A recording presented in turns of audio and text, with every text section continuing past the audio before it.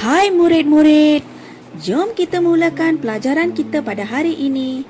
Tema 6, Alam Sekitar dan Teknologi Hijau, Unit 16, Alamku Sayang. Baiklah murid-murid, hari ini kita akan belajar memahami, mengenal pasti dan menggunakan kata majmuk. Sekarang murid-murid boleh buka buku teks jilid 2 muka surat 27. Mari kita baca petikan ini bersama-sama. Sebelum itu, mari kita fahamkan apakah yang dimaksudkan dengan kata majmuk. Kata majmuk ialah gabungan dua kata dasar atau lebih untuk menghasilkan satu kata baharu.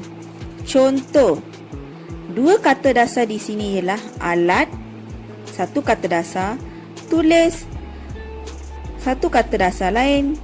Dua kata dasar bergabung menjadi alat tulis. Jadi dia jadi satu perkataan yang baru.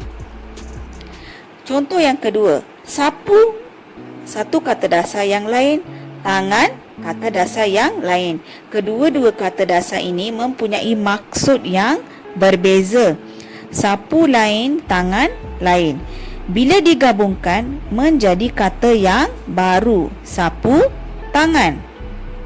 Begitu juga dengan atur, cara, sama juga dengan kaki, bangku. Kaki kata dasar yang lain, bangku kata dasar yang lain. Bila bergabung menjadi bermaksud yang lain, iaitu kaki, bangku, iaitu simpulan bahasa. Tajuk petikan, sayangi air terjun kita. Pada hari Minggu yang lalu, Hasan dan keluarganya telah berkelah di kawasan air terjun. Ketika sampai, mereka melihat sepasukan anggota Persatuan Pencinta Alam sedang membersihkan kawasan air terjun. Hasan dan keluarganya turut membantu anggota Persatuan Pencinta Alam itu. Murid-murid, teliti gambar di dalam teks kamu.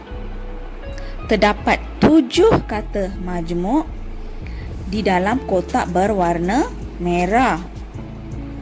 Yang pertama, air terjun, tong sampah, plastik sampah, botol air, sarung tangan, papan tanda, jam tangan. Jadi, kata majmuk ini murid-murid hendaklah bercerita berdasarkan gambar. Baiklah murid-murid, ini adalah contoh cerita menggunakan kata majmuk yang telah cikgu buat di sini. Jadi baca bersama-sama. Anggota-anggota Persatuan Pencinta Alam itu memakai sarung tangan ketika membersihkan kawasan air terjun itu. Mereka mengutip ranting-ranting kayu dan membuangnya ke dalam tong sampah. Mereka juga menggunakan plastik sampah untuk mengumpulkan cebisan sampah yang terdapat di tanah. Jadi perkataan kata majmuk ini cikgu dah buat dengan warna yang berlainan. Kita buat perenggan yang seterusnya. Hasan membantu ayahnya mengedarkan botol air kepada semua anggota persatuan. Di sebelah mereka, 2 orang anggota persatuan sedang memacakkan sebuah papan tanda. Papan tanda itu sebagai tanda terima kasih kepada orang ramai yang bersama-sama menjaga kebersihan kawasan rekreasi itu. Perenggan yang terakhir, di satu sudut, kelihatan ketua persatuan memantau aktiviti anak-anak buahnya. Beliau melihat jam tangan dari semasa ke semasa bagi memastikan aktiviti pembersihan dapat disiapkan dalam tempoh masa yang ditetapkan. Jadi ini adalah cara untuk membina ayat menggunakan kata majmuk. Jadi dia akan menjadi sebuah cerita. Sekarang, cikgu hendak kamu buat latihan di dalam buku aktiviti jilid 2 muka surat 29. Murid-murid dah bersedia? Okey, latihan di sini ialah bina ayat dengan kata majmuk berdasarkan gambar. Kata majmuk yang diberikan ialah istana pasir, kelapa muda, gigi air, burung laut, kulit kerang dan batu karang. Mari kita bina ayat bersama-sama.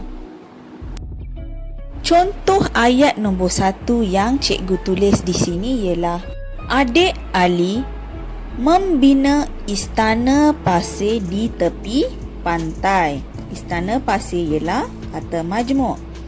Nombor 2, mereka minum air kelapa muda untuk menghilangkan rasa haus. 3, Abu dan adiknya bermain di gigi air. Contoh ayat nombor 4, beberapa ekor burung laut terbang rendah di angkasa. Nombor 5, budak itu mengutip kulit kerang di tepi pantai bersama-sama ayahnya. Yang keenam, di tepi pantai itu terdapat beberapa biji batu karang yang besar.